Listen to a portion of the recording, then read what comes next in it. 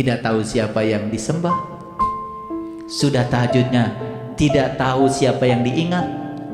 Di jam itu semua frekuensi direspon, sementara yang kita ingat masalah.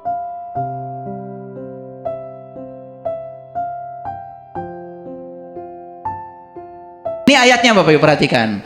A'udzubillahi minasyaitonirrajim. Bismillahirrahmanirrahim. Surat Al-Isra 79. Perhatikan saya. Ya, perhatikan. Hari ini Bapak Ibu akan dapat sesuatu yang luar biasa. Wa minal laili fatahajjad bihi. Tidak ada sholat tahajud. Yang ada tahajud. Nggak pakai sholat. Oke. Wa minal laili fatahajjad bihi nafilatalak asa ayyab'asaka rabbuka maqaman mahmuda. Terjemahannya, dan pada sebagian malam, nih pada sebagian malam, di Quran tidak diceritakan sepertiga malam. Kata-kata sepertiga itu adanya di hadis. Di Quran nggak ada. Wa minal laili cuma begitu aja. Dan pada sebagian malam bertahajudlah kamu kepadanya sebagai tambahan kebaikan bagi kamu. Tuhanmu mengangkat kamu ke tempat yang terpuji. Ternyata tahajud itu bisa mengangkat kamu ke tempat yang terpuji. Ini perintah tahajud. Perintah apa? Oke. Sekarang mari kita buka. Apa sih tahajud? Barangkali kalian yang sering sholat tahajud kakarang arti ayeuna. Karunya. Mau sholat sudah bikin daftar masalah. Betul nggak? Curik. Meratap. Memancarkan rasa kekurangan, rasa tidak ada sebagai korban, langsung dibalikin deui ya tuh. Di jam itu mah bahaya, Bapak Ibu. Ya, oke. Jadi tahajud itu Bapak Ibu, tahajud jim dal. Berasal dari kata hajada, hajada. Saya terkejut Bapak Ibu, ternyata hajada itu artinya tidur di malam hari. Jadi hajada itu artinya tidur di malam hari.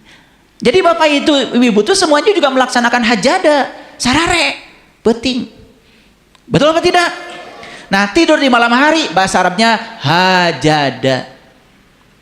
Nah, pakai ta.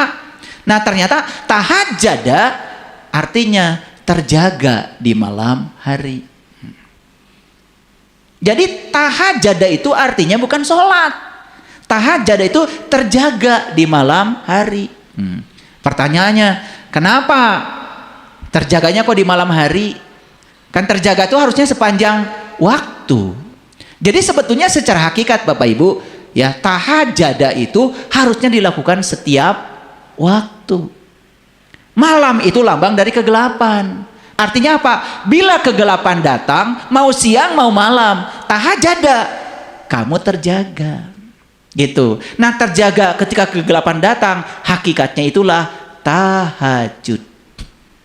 Paham ya? Ini hakikat nih, hakikat. Bapak Ibu datang kegelapan, tiba-tiba ada berita yang tidak enak yang menyangkut Bapak Ibu. Terjaga kesadarannya. Tidak langsung larut. Itu tahajud hakikatnya. Bapak Ibu ada yang ngajak berantem, gak dilayani. Karena tidak penting bagi Bapak Ibu. Bapak Ibu terjaga kesadarannya. Karena kalau saya ikut berantem, saya menyakiti diri saya, bukan sekedar menyakiti orang lain. Itu tahajada itu.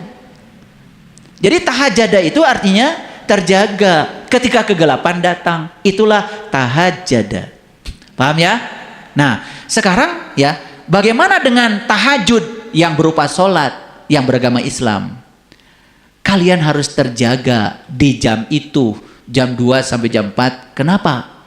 Karena alam semesta sangat cepat merespon semua frekuensi yang dipancarkan oleh kalian. Makanya terjaga dari apa kalau begitu? Terjaga dari memancarkan frekuensi yang negatif. Bayangkan, tahajud berasal dari keresahan, rasa kekurangan, merengek-rengek minta. Semua yang minta itu pasti didorong oleh rasa kekurangan. Alam semesta tidak mengerti kata-katamu. Alam semesta mengerti frekuensi yang kamu pancarkan. Itu oleh alam semesta dipantulkan secepat itu, secepat kilat. Itulah pentingnya kenapa kita harus tahajada. waspada, terjaga. Terjaga itu berarti sadar. Udah masuk? Udah masuk dikit-dikit? Jadi tahajud artinya apa? Terjaga dari kegelapan. Bapak Ibu, kegelapan malam tidak berbahaya kalau ada lampu. Kegelapan itu berbahaya kalau nggak ada lampu. Siang juga berbahaya kalau tidak ada lampu. Lampu apa? Lampu kesadaran. Mau siang, mau malam, kalau lampu dalam diri kita sudah menyala, nur ala nurnya sudah menyala di sini, tidak akan membuat kita terjatuh. Percaya sama saya. Nah, lalu apa kaitannya dengan tahajud yang dilaksanakan di sepertiga malam? Udah masuk nih. Tapi udah ngerti sekarang kan? Jadi tahajud ada yang hakikat, ada yang syariat. Izinkan saya berbicara tahajud yang syariatnya. Yang hakikatnya sudah ya. Yang hakikatnya tahajud sepanjang waktu. Selalu dalam keadaan terjaga, sadar. Berarti apa? Kalau terjaga dan sadar, berarti tubuh ini menjadi rumah bagi kesadaran. Kegelapan semacam apapun tidak berbahaya bagi yang sadar. Clear? Makanya pelan-pelan ngajarnya. Saya pelan-pelan supaya ngerti. Kenapa ini saya buka rahasia ini, Bapak Ibu? Saya cuma sedih aja lihat banyak yang sudah tahajud, isinya cuman mengadukan masalah, kekurangan, merasa sebagai korban, tetapi hasilnya nggak ada apa-apa. Malah semakin bergelimang dalam masalah. Kenapa? Dia melakukan itu bukan dari rasa cinta, rasa syukur, rasa kehadiran, rasa keberadaan, tapi dia digerakkan oleh apa? Oleh rasa kekurangan. Makanya Bapak Ibu perhatikan, tidak ada yang lebih mewah dalam hidup ini kecuali kehidupan itu sendiri. Mereka yang tahu bahwa kehidupan ini begitu mewahnya, dengan hidup saja dia sudah berkelimpahan. Dengan hidup saja dia sudah merasa berkelimpahan. Kelimpahan, like attracts like. Dalam hukum tarik menarik, kelimpahan akan menarik kelimpahan. Clear sampai sini? Oke. Nah, mengapa ada sholat tahajud? Perhatikan Bapak Ibu. Mengacu pada Quran surat Toha ayat 14. Saya bacakan bahasa Arabnya. Innani anallah la ilaha illa ana fa'budni wa aqimis sholata li zikri. Kata Allah, kamu itu dikatakan sholat apabila mampu mengingat aku. Ulangi ya, kamu dikatakan sholat apabila mampu mengingat aku. Sholat itu adalah li zikri, untuk mengingat aku. Bayangkan Bapak Ibu, sudah tahajudnya tidak tahu siapa yang disembah, sudah tahajudnya tidak tahu siapa yang diingat.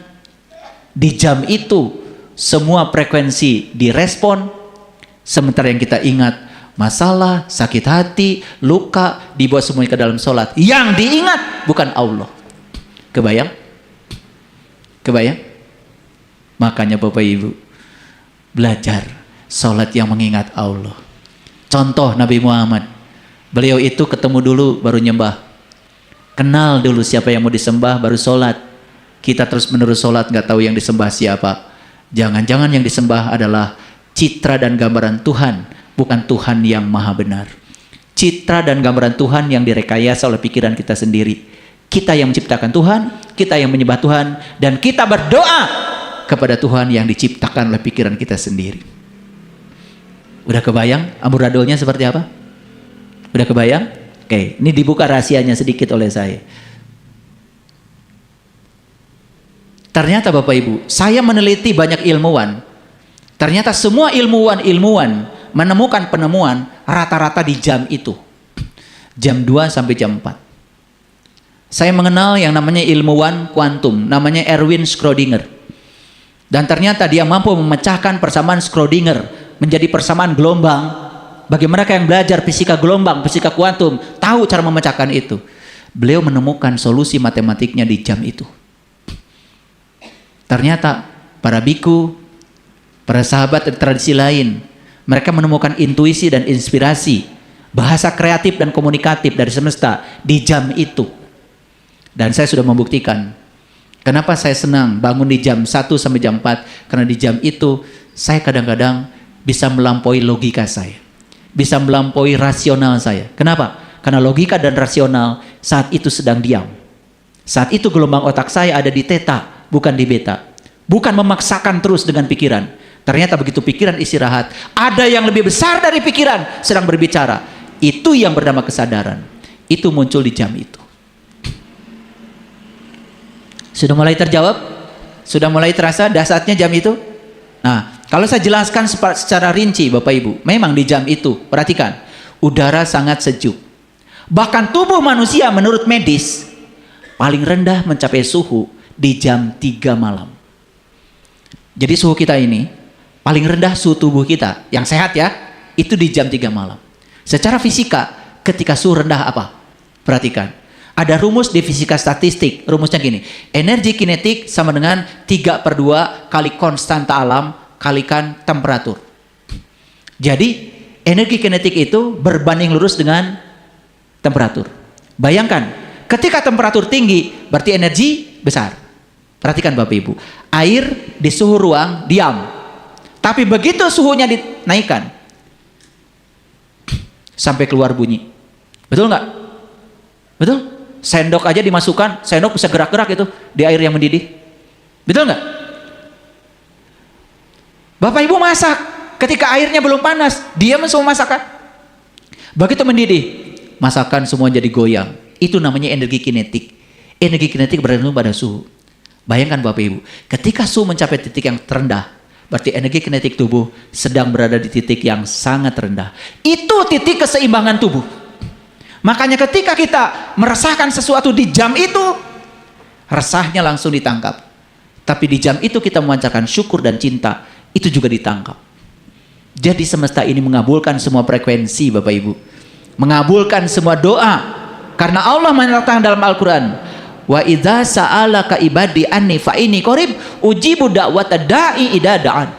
Semua doa tidak ada yang tidak dikabul. Tetapi doa yang dikabul adalah frekuensi, vibrasi, energi. Tergantung yang mana yang kamu pancarkan saat itu.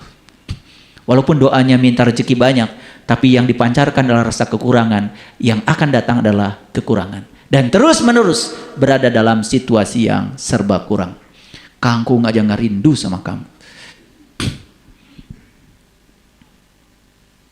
Jadi sholat tahajud itu apa? Sholat tahajud adalah upaya untuk tetap terjaga dari kegelapan.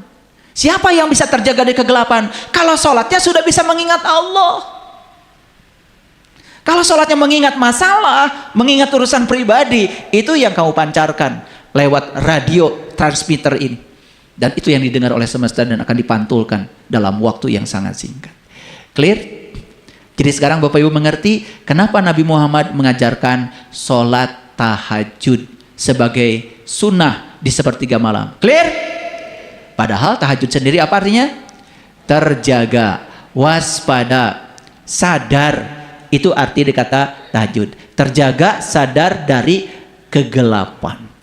Itu tahajud. Nah, ditambah sholat. Menjadi sangat keren. Sholat tahajud. Walaupun di Qur'annya nggak ada kata sholat. Begitu dirangkai dengan sholat. Oh, sholat itu meditasi yang paling agung. Kalau sholatnya bisa mengingat kepada Allah. Kalau sholatnya olahraga. Tambah niat sholatnya banyak masalah. Udah kebayang Bapak Ibu? Kebayang? Gak usah diceritakan lah, udah pengalaman. Udah mulai masuk? Oke, pelan-pelan masuknya ya. Kebanyakan sholat tahajud Bapak Ibu dikaitkan dengan segala bentuk keinginan untuk mengatur Tuhan. Ini sangat berbahaya berkaitan dengan gelombang theta yang ada di otak. Karena gelombang theta lembut sekali dan bisa meresap ke seluruh semesta dan itu didengar secara langsung, terjadi resonansi. Jadi alam semesta tidak mengenal frekuensi mana yang dipancarkan. Semua frekuensi ditangkap, direspon. Coba Bapak Ibu, nanti keluar jam 3 malam. Sebelum Bapak Ibu sholat, yang sholat ya, kalau tradisi lain yang mau meditasi, yang apa, ya ini bukan soal ritualnya, tergantung keyakinan kita masing-masing, tentu saja. Tapi intinya kan di jam itu, di mana bumi mencapai puncaknya keheningan. Saat itu, kebanyakan orang masih tertidur lelap. Ya, kota juga mengecil seolah-olah. Udara saat itu menjadi sangat-sangat lembut. Bahkan oksigen di permukaan bumi sedang berada pada kadar yang tertinggi. Bahkan partikel-partikel udara saat itu sedang mengalami ketenangan yang paling puncak. Bahkan air pun saat itu sedang mengalami ketenangan yang paling damai. Bapak Ibu coba, basuhlah wajah kita. Gunakan doa Rasulullah. Ya Allah, putihkan wajahku dengan cahaya-Mu. Di jam itu rasa air berbeda dengan air biasa. Di jam lain. Tapi gunakan air yang di suhu alam, di suhu ruang. Jangan air dari water heater. Rasakan. Beda. Sangat berbeda. Semuanya sedang berada dalam kondisi sangat hening. Pikiran kita hening di gelombang theta. Kalau tadi bangunnya nggak buru-buru. Kalau bangunnya langsung lihat HP, kamu di gelombang beta. Lewat tuh jam 3. Mau resonansi dengan kekuatan energi semesta nggak bisa, karena kamu sudah di frekuensi yang berbeda. Apalagi di jam itu kesel, apalagi di jam itu marah-marah. Wah, ada yang pernah marah-marah di jam itu. Sekarang hati-hati ya, di jam itu jangan memancarkan energi keresahan. Oke? Ya, ya. Jadi kalau mau marah lebih bagus janganlah. Ya, bukan dipindahkan ke jam lain. Gimana kalian? Lihat kalau saya bicara. Saya kalau bicara sangat hati-hati. Ya. Gak apa-apa, banyak uang juga kan? Yang penting sehat. Ya kan? Itu. Bicara tuh hati-hati. Ya. Kalian bicara, gak apa-apa. Gak punya uang, yang penting sehat. Mereka mana tuh? Sehat kita boga duit. Betul nggak? Iya, makanya bicara harus hati-hati, ya, ya. Nggak apa-apa. Suami saya setia juga. Yang paling penting duitnya banyak. Gitu. Karena ada di truk itu. Yang di truk itu masih ingat ya? Cinta tidak diukur dari seberapa besar pengorbananmu, tapi cinta diukur dari seberapa besar pendapatanmu. Itu. Hadis riwayat supir truk.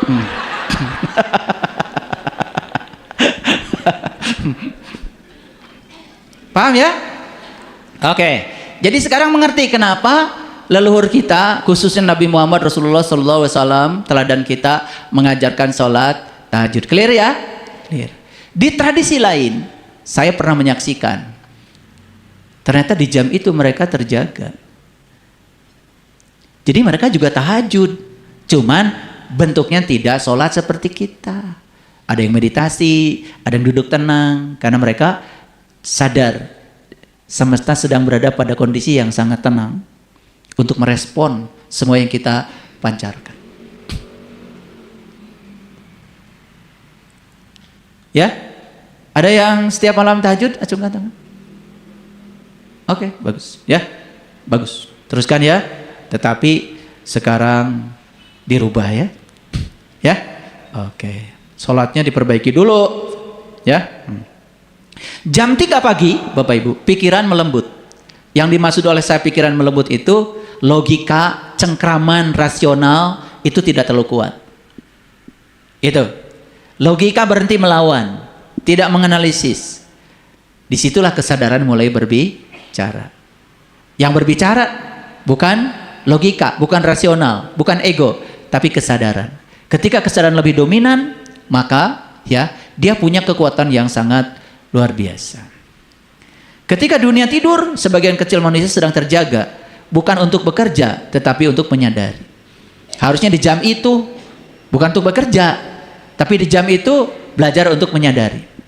Saya kasih tahu Bapak Ibu, di dunia materi orang punya anggapan bahwa semakin keras bekerja, semakin cepat yang diinginkan datang. Itu di dunia materi. Di dunia energi, di dunia frekuensi tidak berlaku. Ternyata Ya, di dunia energi, di dunia frekuensi tidak mengenal kerja keras. Yang ada adalah kerja ikhlas, kerja cerdas. Jadi sebetulnya kita bisa mewujudkan semua yang kita dambakan, ya, tanpa harus bekerja keras. Itu. Saya sudah membuktikan Bapak Ibu, luar biasa, ya.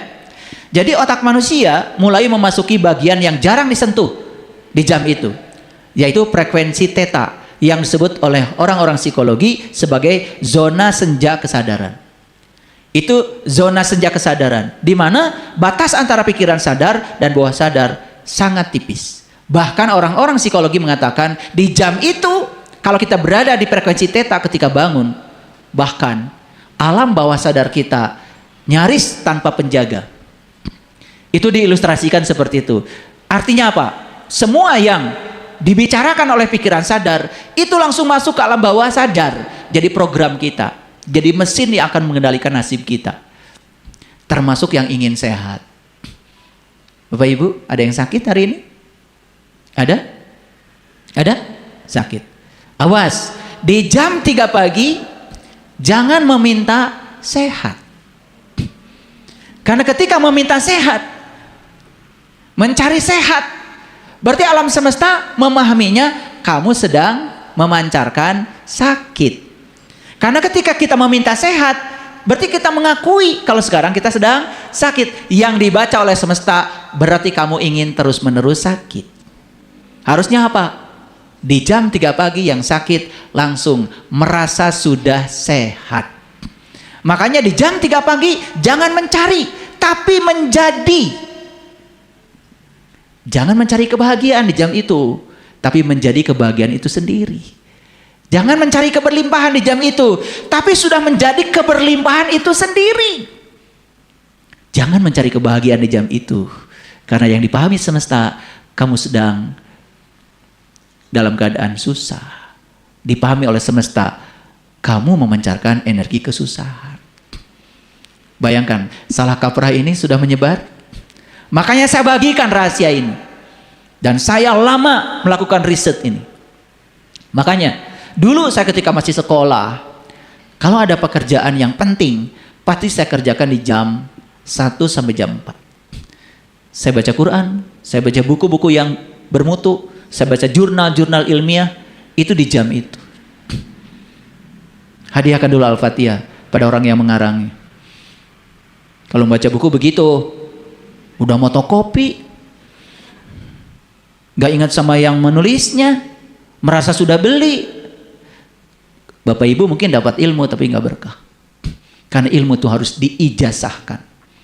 Makanya banyak orang ya, yang datang ke rumah saya, minta konsultasi, cuma minta, saya minta ijazah, saya akan mendengarkan YouTube. Itu aja. Itu orang yang hebat. Dia tahu, di balik materi ada energi. Bayangkan mereka yang tidak tahu dan bodoh, mencuri kajian ini, dan dia posting kajian saya di akun yang dia buat. Dia kira uang yang dia dapat dari media sosial akan menjadi berkah. No, uangnya dia dapat, M-nya dapat, tapi E-nya nggak dapat, energinya. Lihat, energi sama dengan materi dikalikan C kuadrat.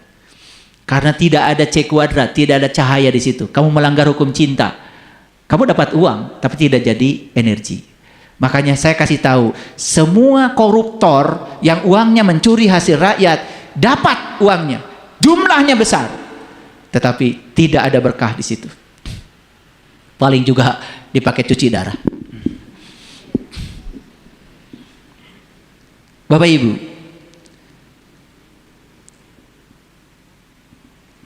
apakah mereka yang membalak hutan itu beragama? Apakah mereka yang korupsi beragama? Apakah mereka yang membuat pelecehan seksual, bahkan di tempat-tempat yang dipercaya oleh masyarakat sebagai pusat pendidikan, beragama? Apakah orang-orang yang berbohong dan menipu orang lain beragama? Apa yang Bapak Ibu bisa simpulkan dari pertanyaan saya? Kenapa agama tidak bisa mencegah korupsi? Kenapa agama tidak bisa melindungi hutan? Kenapa agama tidak bisa mencegah keserakahan manusia? Bisa dijawab? Bisa dijawab? Kenapa? Karena agama hanya jadi tameng. Agama hanya jadi topeng. Agama hanya di permukaan, tidak menyentuh kedalaman diri yang terdalam. Sehingga orang sekarang berbohong merasa wajar.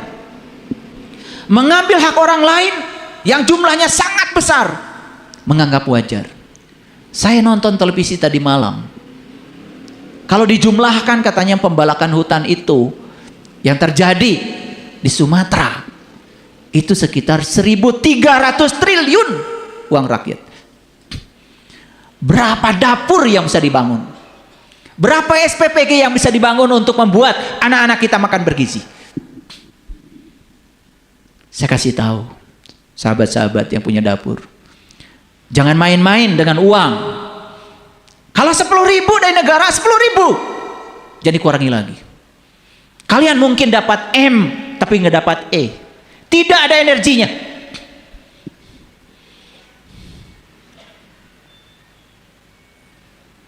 Saya pernah melihat, saya pernah ke sekolah diam-diam, saya buka itu ompreng buat anak-anak. Sedih saya lihatnya. Tidak sampai 10.000. Pak Presiden sudah bilang, jatah setiap anak tuh 15.000. 3.000 buat pegawai, 2.000 buat investor, 10.000 tolong dong, jangan dikurangi. Keserakahan. Agama tidak bisa melindungi orang dari korupsi. Kalian tidak menangis, kenapa tidak menangis? Kenapa agama tidak bisa melindungi diri kita? Kenapa sholat kita tidak bisa mencegah kita dari perbuatan keji dan munkar? Mengapa? Mengapa? Kita bangga. Agama saya paling ini, paling itu. Katanya rahmatan lil alamin. Berdoa saja hanya untuk kelompoknya. Tidak untuk seluruh alam. Banyak yang mengejek saya ketika saya berdoa. Semoga seluruh makhluk hidup, baik yang kelihatan, yang tidak kelihatan, setiap ruang dan waktu semetingkatan, senantiasa berbahagia dan bebas dari segala penderitaan. Itu yang namanya doa sapu jagat. Tidak memilah siapa orangnya, tidak memilah bangsa mana, tidak memilah apakah dia masih ada di sini atau sudah tidak ada.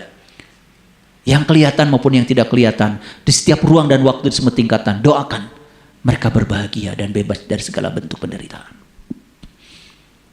Itu rahmatan lil alamin, itu sumber cinta. Jangan cuma ngomong di mulut, tapi orang lain tidak merasakan kedamaian ketemu Anda.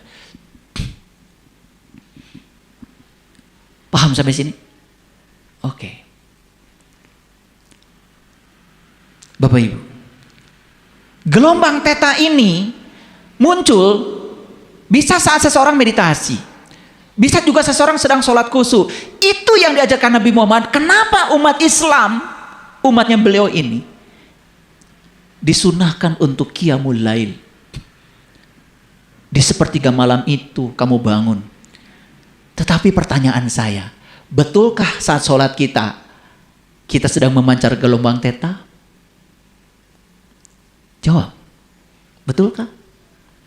Atau saat itu malah justru gelombang beta yang bising? Bukan dari kesadaran, dari ego, dari diri palsu. Sejubel permintaan kepada Tuhan. Dan merasa diri kekurangan. Merasa belum dikasih sama Tuhan.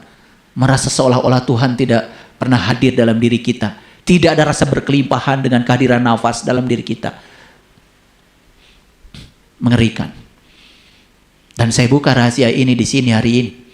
Saya bagikan. Supaya semua orang bisa menarik semua hal yang dia dambakan. Saya sedih Bapak Ibu, lihat banyak orang yang menderita, kelaparan, uang 5.000 saja tidak punya.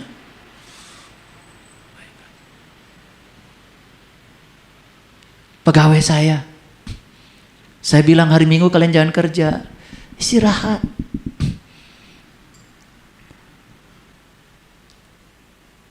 Kan sudah saya gaji setiap hari Sabtu. Jawabannya apa? Gaji yang saya terima dari Bapak sudah habis. Kalau hari Minggu saya nggak kerja, saya nggak makan. Habis hidup hanya untuk bertahan hidup. Boro-boro untuk mengembangkan hidup. Boro-boro berpikir hidup untuk orang lain. Kenapa bisa begitu? Apa mereka tidak kerja keras? Apa mereka tidak kerja keras? Keras sekali kerjanya, bahkan hari Minggu masih kerja.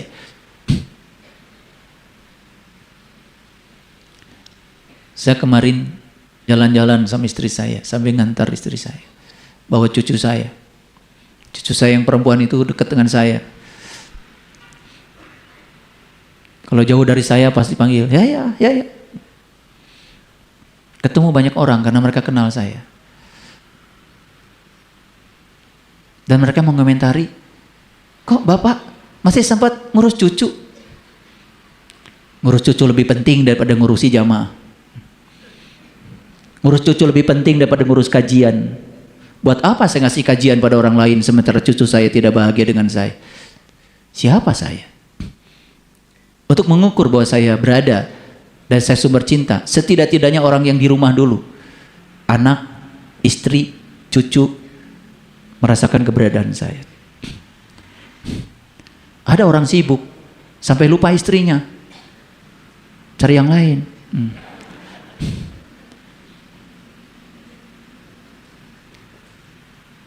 Gak pernah ngobrol sama anak, gak pernah ngobrol sama cucu. Jawabannya apa? Sibuk. Ini gak sukses. Gak sukses. Karena ciri orang sukses itu gak sibuk.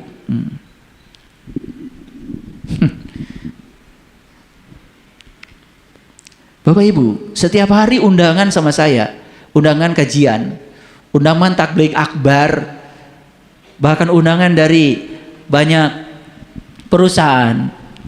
Banyak Bapak Ibu. Saya pergi? Enggak. Saya kalau diundang Bapak Ibu hari Rabu ke sini datang. Buat apa saya ngasih kajian tiap hari? Kan saya juga harus merenungi yang saya kaji ini buat diri saya. Kapan saya mengamalkan ilmu buat saya? Kalau saya terus ngasih kajian? Gak penting. Cukup seminggu sekali. Cukup kan? Kecepatan gak Bapak Ibu? Yang kemarin udah diamalin belum? Yang minggu kemarin? Seminggu sekali udah kecepatan. Betul gak? Iya. Gak apa-apa kan? Dapat pahala kan?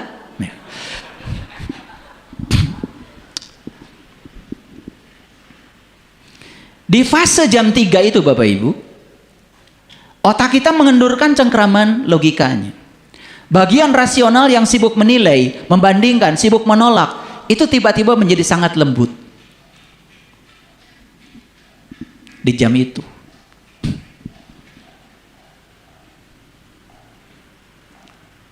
Yang tersisa hanyalah kesadaran, yang sunyi seperti langit malam tanpa awan. Itu yang tersisa.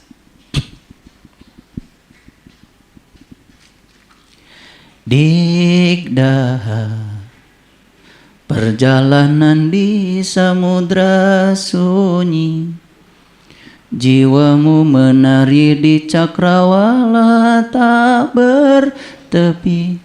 Ku tinggalkan raga, ku tinggalkan nama, hanya jiwa bersujud di hadapanmu.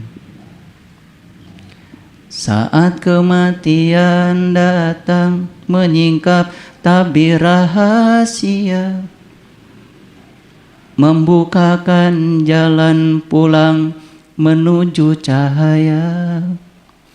Matahari bersinar bagai rembulan malam, dihiasi bintang gemintang, bunga abadi berjatuhan.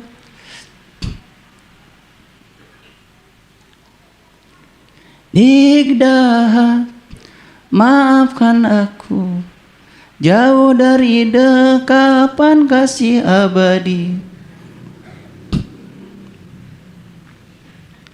Tiada tersisa, semua luluh dalam air mata. Rasa syukur yang tak berhingga, saat aku menyatu denganmu, wahai kekasih tak terlukiskan. Lagunya begitu. Itu lagu jam 3 pagi itu. Keheningan jadi samudra indah, cintamu lembut memeluk jiwa abadi. Setiap detak jantung adalah zikir panjang, setiap napas adalah puisi. Dan perjumpaan ini tak tertampung kata. Kalau lagi berjumpa dengan dia, tidak bisa diuraikan dengan kata-kata. Digda, maafkan aku hanya seorang pengembara yang rindu kembali ke pelukanmu. Aku mencintaimu. Coba tahajud itu karena mencintai, bukan mengatur Tuhan. Antara hidup dan mati, lebih dari segala yang fana. Dalam hening aku pulang, dalam sujud aku pulang, dalam cinta aku pulang kepadamu Digda, cahaya yang abadi. Dalam hening aku pulang, dalam sujud aku pulang, dalam cinta aku pulang kepadamu Digda, cahaya yang abadi. Itu lagu jam 3 malam. Yang terpancar dari diri kita adalah rasa syukur yang tak berhingga.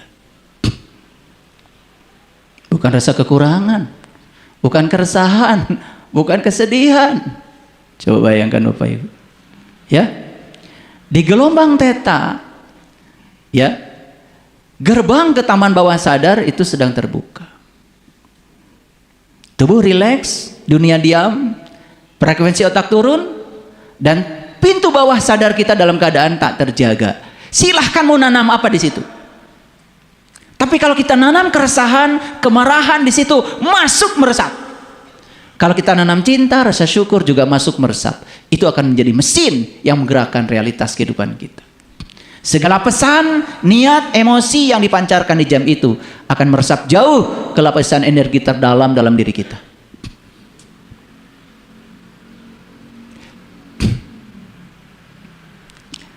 Maka kenapa di dalam Quran itu ada kata-kata Qul a'udzu birabbil falaq.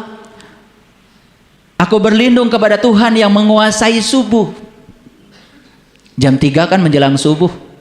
Betul? Karena subuh itu etapa yang paling berbahaya. Bisa bangun terus, tapi bisa juga tidur lagi. Betul nggak? Cuaca subuh itu adalah suatu keadaan di mana kesadaran diri baru tumbuh. Seperti keadaan bayi yang baru lahir, yang perlu perlindungan, yang harus ada yang memeliharanya, menjaganya, merawatnya, dan membesarkannya, hingga suatu saat dia bisa melakukan yang sebaliknya. Subuh kesadaran adalah etapa yang sangat berbahaya. Kalau tidur lagi, matahari kesadaran tidak akan terbit dalam diri kita. Di lagu tadi dikatakan, aku melihat matahari selembut bulan purnama. Itu hadis Bapak Ibu. Ya, suatu saat Bapak Ibu harus mengalami itu. Melihat matahari selembut bulan purnama. Ya, harus Lailatul Qadar dulu. Kalau yang suka ditunggu-tunggu 10 bulan terakhir, malah dapatnya Lailatul Qadar.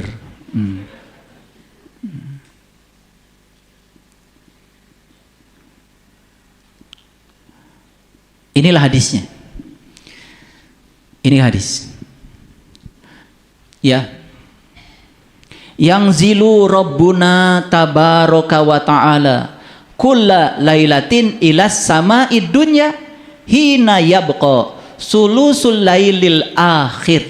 Itu kata-kata sulusul lailil akhir. Jadi sulusul lailil akhir itu artinya adalah sepertiga malam terakhir. Kalau tadi kan wa minal laili, di Quran tidak ada kata sepertiga. Nah ternyata kata sepertiga itu dijelaskan dalam hadis Bukhari. Ini dari Abu Hurairah. Abu Hurairah. Rasulullah bersabda seperti ini. Nah, Allah turun ke langit dunia ketika sepertiga malam terakhir. Ingat ya, kata-kata Allah turun ke langit dunia itu bukan berarti sebuah sosok turun ke sini. Dia kan bukan sosok. Dia kan sudah bersama kita sekarang juga. Lebih dekat daripada urat nadi leher kita. Tetapi ketika kita memasuki gelombang theta, semesta sedang meresponnya. Itulah yang disebut dalam hadis ini, Allah turun ke langit dunia. Ini langitnya langit dunia loh, bukan langit yang sana. Langit dunia, berarti langit itu sesuatu yang berhubungan dengan diri kita. Langit itu simbol dari alam tinggi dalam diri kita. Jadi artinya kita sedang merasakan penyatuan dengannya. Itu bahasanya mutasabihat. Karena kita banyak yang taunya kalau turun dari langit benar-benar turun kemana? Kan Allah sudah bersamamu, bukan di langit. Kan lebih dekat daripada urat nadi lehermu. Allah sudah berulang-ulang mengatakan seperti itu. Tapi kehadiran Dia dalam diri kita nyaris tidak disadari. Nah saat itulah kita belajar menyadari bagian terdalam dari diri kita di gelombang theta. Makanya ada kata-kata di sini, siapa yang berdoa kepadaku, aku akan mengabulkannya. Nah, harus tahu gimana cara berdoanya. Jadi doa sudah saya sampaikan ya, pikiran, perasaan, kata-kata dan tindakan yang terus-menerus diulang-ulang. Makin tinggi frekuensinya, makin besar energinya. Kalau frekuensinya besar, energinya besar, seperti sinar X, bisa menembus gitu. Jadi Bapak Ibu, saya padukan kajian spiritual ini dengan sains, makin jelas atau makin bingung? Jelas. Karena alam semesta ini kan tanda-tanda Allah. Tanda-tanda Allah itu ada ayat yang tertulis, ada yang tidak tertulis. Yang tidak tertulis lebih banyak. Dan alam semesta ini tidak tertulis, tapi ada. Makanya di dalam Al-Quran dikatakan, inna fi khalqis samawati wal ar wahtilafil laili wan nahar la ayati li ulil albab. Jadi dalam penciptaan langit dan bumi, silih bergantinya siang dan malam, di situ ada tanda-tanda bagi ulil albab. Siapa ulil albab? Allazina yazkurunallaha qiyaman wa qu'udan wa ala junubihim. Yaitu orang yang sudah bisa mengingat Allah dalam keadaan berdiri, duduk dan berbaring. Mengingat Allah, berdiri, duduk dan berbaring, artinya dia tidak mengalami keterpisahan dengan Dia di setiap ruang dan waktu. Tidak mungkin bikin kerusakan di muka bumi. Tidak mungkin korupsi. Tidak mungkin menyakiti orang lain. Dia yang sudah manunggal bersama Dia pasti mengalami penyatuan dengan Dia. Tahaluk bi akhlakillah. Akhlaknya seperti akhlaknya Allah. Di mana-mana dia menjadi sumber cinta. Kehadirannya saja orang seperti ini sudah cukup tanpa harus berbicara. Kehadirannya saja sudah membawa energi. Nah, Bapak Ibu masih ingat ayat ini? Masih ingat? Saya ulang sekarang. Hari ini saya beri coupling. Perhatikan. Diwajibkan atas kamu berperang. Ini surat Al-Baqarah 216 ya. Kutiba alaikumul qital. Diwajibkan atas kamu berperang. Padahal berperang itu sesuatu yang kamu benci. Boleh jadi kamu membenci sesuatu padahal ia amat baik bagi kamu. Siapa yang harus diaktifkan di sini? Kesadaran. Lihat semuanya. Lihat saya semuanya. Ada sesuatu yang kita benci oleh pikiran. Oleh pikiran diapakan? Ditolak. Oleh kesadaran diterima. Kenapa? Karena kesadaran itu tahu di balik yang saya benci ini siapa tahu ada yang terbaik yang Allah berikan kepada saya, tinggal menunggu waktunya.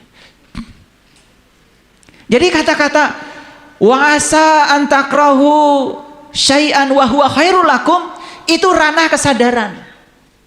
Sedangkan wa asa an tuhibbu syai'an wa huwa syarrul lakum itu ranah pikiran. Wih, keren banget. Jadi Allah juga sudah mengkapling dalam Al-Qur'an. Cuman banyak yang enggak jeli membacanya. Makanya membaca ini harus jam 1 sampai jam 4. Kok saya bisa tahu ini kapling kesadaran, ini kapling pikiran? Mari kita lihat. Boleh jadi kamu membenci sesuatu, padahal itu amat baik. Bagi siapa? Bagi kesadaran. Boleh jadi kamu menyukai sesuatu, kalau itu amat buruk. Bagi siapa? Bagi pikiran. Ini dua kapling yang berbeda. Yuk sekarang. Ada sesuatu yang menarik, langsung ikut. Pikiran seperti itu, instan, tidak sabar, betul nggak? Iya. Itu pikiran. Kesadaran nggak seperti itu. Coba sekarang kita praktekkan, Bapak Ibu. Saya yakin ya di tempat ini ada yang pernah terluka. Saya yakin di tempat ini dari wajah-wajahnya kelihatan ada yang pernah tersakiti.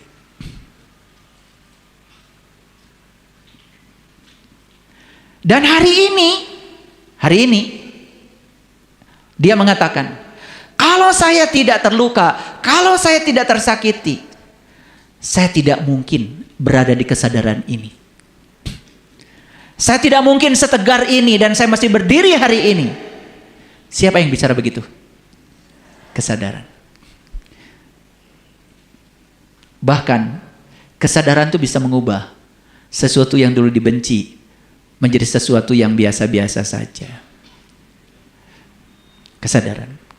Kalau pikiran gak seperti itu. Dulu dibenci, sekarang juga masih benci. Pikiran tidak pernah mau mengubah dirinya. Bapak Ibu, ada yang ngajak bisnis, keuntungannya 40%. Silakan investasi. 40% loh. Kalau kesadaran mengatakan apa?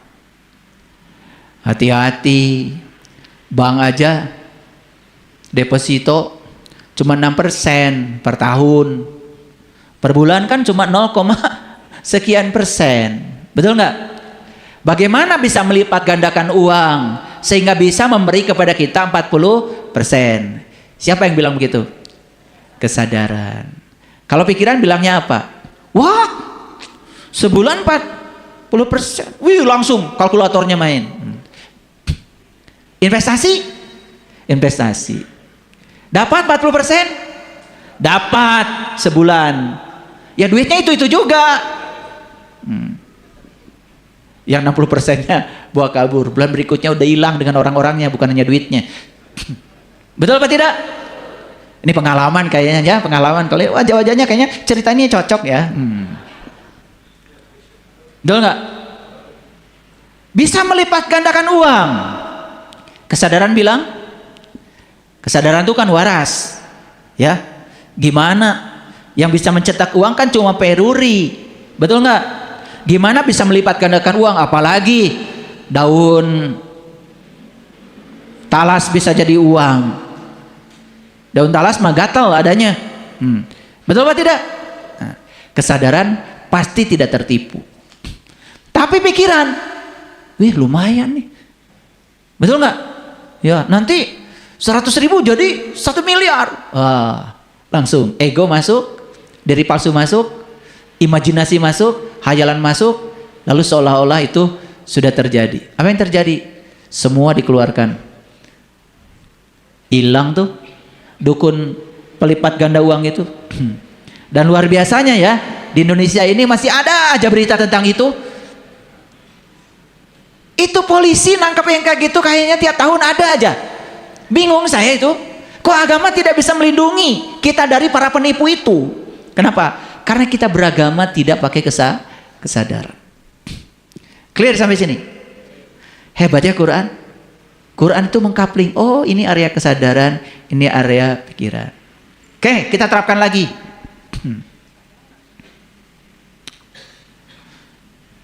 Sebel banget tuh sama suami. Minta duit, marah. Belanja dikit, dibilang boros.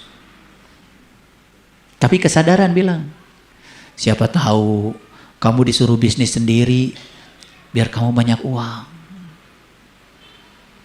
Gara-gara punya suami yang antik itu, antik ya, biar jadi doa. Akhirnya si ibu ini mandiri, bikin bisnis maju. Kebayang nggak kalau suaminya bukan dia? Jadi nggak itu bisnis? Itu boleh jadi kamu mau benci, itu amat baik. Makanya terhadap yang dibenci itu jangan buru-buru, tenang nih. Kayaknya Allah ini ngasih mainan sama saya, gitu. Kayaknya di seberang sana dia menunggu saya gitu loh. Jadi saya tuh udah tahu banget permainan Allah. Makanya kalau ada yang tidak disukai, nggak buru-buru lari, tenang aja. Dan ternyata justru di balik situ dia menunggu kita. Coba Bapak Ibu, tubuh ini menjadi rumah bagi siapa sekarang? Bagi kesadaran, bagi pikiran? Yes. Coba mulai. Ada yang datang sama saya. Ayah, doa. Doa lagi. Ketemu saya minta doa aja. Apa yang harus didoakan? Anak saya mau nikah ya. Kapan? Ini seminggu lagi. Tapi gini ya, sebetulnya saya itu tidak terlalu cocok dengan orang ini. Tapi ini undangan sudah disebar. Ya, coba di situasi seperti ini kalian mau pakai apa? Pikiran apa kesadaran? Nih kalau pikiran, malu sama tetangga. Masa undangan sudah disebar? Kata pikiran, gak apa-apa anakmu, korbankan aja. Yang penting kamu selamat nama baikmu. Kamu kan pejabat. Siapa itu bilang? Siapa yang bilang? Pikiran. Kalau kesadaran, gak perlu datang konsultasi sama saya. Tidak cocok. Berarti sudah ada alarm dari sini. Udahlah, gak peduli surat undangan, gak perlu catering, demi untuk anak saya, masa depan anak saya, gak mau anak saya diberikan pada laki-laki itu. Udah, saya putuskan. Tidak, dibenci memang, tapi Allah menunggu di tempat yang disukai. Tapi apa yang terjadi dengan orang ini? Tetap ngikutin pikirannya. Dinikahkan, habis uang ratusan juta, mendekati M. 11 hari telepon lagi saya. Benar kata ya guru.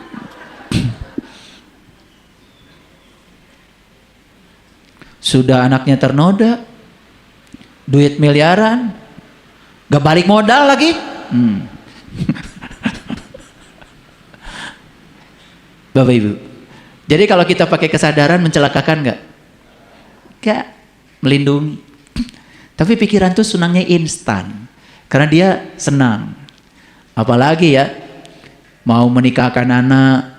Wih, ini hartanya luar biasa. Jadi saya masih ingat dulu. Ini cerita, bukan curhat ya. Jadi waktu saya kenalan sama bapak mertua saya. Itu saya tuh jalan pakai angkot. Besok ketemu bajunya itu lagi. Besok ketemu bajunya itu lagi. Ya terserah. Kesadaran. Masa saya harus pura-pura punya mobil, pusing kan? Ini pikiran yang suka bikin pusing itu. Tapi kesadaran ya terserah, diterima monggo, nggak juga nggak apa-apa. Kesadaran begitu, di luar dugaan. Bapak mertua saya, ini bilangnya katanya sama istri saya, nah cari suami tuh yang kayak gitu. Ini punya masa depan katanya. Katanya itu dibilang ke istri saya, nggak langsung ke saya, enggak, gitu. Padahal yang datang ke situ tuh banyak yang bermobil. Terus bapak mertua saya katanya lagi, bukan kata saya, ya. Itu yang pakai mobil itu punya ibu bapaknya, bukan punya dia. Gaya-gayaan aja. Gak punya masa depan katanya. Nah itu. Karena bapak mertua saya sadar, saya jadi menantunya. Coba kalau nggak sadar, udah datang pakai sandal jepit lagi, betul nggak? Kurus lagi. Saya dulu gondrong, kurus. Aktivis mahasiswa begitu, kurang makan. Udah, ini orang mana? Udah bilang orang Garut. Di mana Garutnya? Wah, kampung. Wah, pikiran pasti begitu. Pikiran itu sering menakar. Punya mobil berapa? Betul nggak? Pikiran. Padahal itu amat buruk kata Allah. Jadi bapak mertua saya itu sadar kalau saya ini punya masa depan. Iya, makanya kami udah menikah 35 tahun. Alhamdulillah, baik-baik saja. Nggak 11 hari. Iya. Mau nikah. Saya ditanya lagi sama bapak mertua. Nikahnya mau gimana? Ya, saya nikah aja. Nikah kumaha? Ya nikah. Kan nikah mah cuman ada wali, pengantin istri, pengantin perempuan, ya. Ada saksi. Gitu aja. Nggak ada hajatan. Nggak ada kan syarat nikah hajat. Tapi yang memusingkan kan hajatnya. Banyak modal. Ya. Saya nikah tanggal 23 Juni tahun 1991. Saya lagi jadi panitia kurban. Jadi saya jadi panitia kurban tuh di masjid. Saya balik dulu, nikah dulu. Udah jadi panitia lagi. Gak pakai hajatan, gak pakai. Coba bayangkan kalau pakai pikiran. Mana gak hajat lagi. Gak ngundang tamu. Saya sudah jadi dosen waktu itu. Kalau saya hajatan juga kali aja ngundang teman-teman gitu dari kampus, banyak yang nyumbang, nggak kepikir. Karena nggak ada pikiran dapat sumbangan ketika hajat, enggak. Ya saya cuma punya tekad aja. Ya. Gitu Bapak Ibu. Nah itulah bedanya pikiran dan kesadaran. Nih kalau pikiran ya, mau datang ke rumah mertua, pasti malu kan? Betul. Pinjam baju dulu, pinjam jaket dulu. Dulu belum ada HP. Mungkin kalau sekarang HP pun pinjam punya teman dulu biar kelihatan apalnya. Betul apa tidak? Itu topeng, itu pikiran menyiksa. Kalau kesadaran mah enggak, apa adanya aja. Diterima syukur, enggak juga masak. Betul enggak? Tapi karena sudah ada getaran di sini, ya tenang aja. Nah itu makanya pentingnya percaya. Pentingnya percaya. Dan itu saya terapkan dalam kehidupan saya. Makanya saya tidak mau jadi orang lain. Gak mau jadi orang lain. Ya, tim IT saya, ayah kalau pengen terkenal katanya harus pakai peci. Pusing saya pakai itu. Masa saya pakai peci terus pusing? Saya kalau nggak ada oksigen di sini kurang cerdas. Makanya udah gini aja gitu. Ya terserah mau denger kajian saya boleh nggak juga. Karena saya jadi diri saya. Ada lagi nih tim IT. Ayah katanya kurang jenggot. Aduh, sudah beli muncang, nggak jadi. Masa harus dikasih yang palsu? Ya gini aja saya senangnya pakai baju gini yang saya suka. Ternyata Bapak Ibu, jadi diri sendiri pun kalau tidak punya kesadaran berat. Tapi kalau ngikutin pikiran, ada pengen terkenal, pengen apa, harus dandanya kayak apa, rek terkenal tegi kajen. Kesadaran tidak begitu, tidak ambisius kesadaran itu. Ya, makanya tim IT saya, ayah bagusnya katanya nge-zoom ayah tuh tiap hari. Tiap hari. Kamu kali pengen dapat honor tiap hari. Ini nge-zoom tiap hari apaan? Betul nggak? Udah seminggu sekali aja. Ini seminggu aja kecepatan ngaji kita itu. Ini yang hari ini. Nanti minggu depan saya tanya, belum tentu udah diamalin. Betul nggak? Yang kemarin aja cuma dicatat. Ini yang rajin nyatat, yang kemarin aja mungkin hanya dicatatan. Ini bergurau Bapak Ibu, bergurau saya. Jadi udah jadi diri sendiri aja. Ya, jadi diri sendiri. Jadi diri sendiri itu bebas, merdeka, tidak usah malu apa kata orang. Sehingga kita harus berpura-pura kaya. Aduh capek. Ganti-ganti mobil, ngarental. Betul nggak? Iya. Teka bayar, gimana kalau diambil di depan calon mertua? Ini cerita santai ya, karena tadi kajiannya berat, gelombang elektromagnetik, makanya di akhirnya santai. Jadi sekarang Bapak Ibu, yuk kita sekarang belajar menjadi sadar. Latihannya kapan? Mulai sekarang latihan. Jam 3 pagi paling lambat sudah bangun. Pancarkan di situ getaran dan energi cinta dan syukur. Ya, udah. Jangan mencari, menjadi aja. Tidak usah mencari cahaya, menjadi cahaya aja. Tidak usah mencari kebahagiaan, menjadi bahagia saja. Cukup. Itu yang akan direspon oleh semesta. Itulah dahsyatnya sepertiga malam. Walaupun belum semua yang saya uraikan, tetapi esensinya sudah masuk. Terima kasih. Assalamualaikum warahmatullahi wabarakatuh.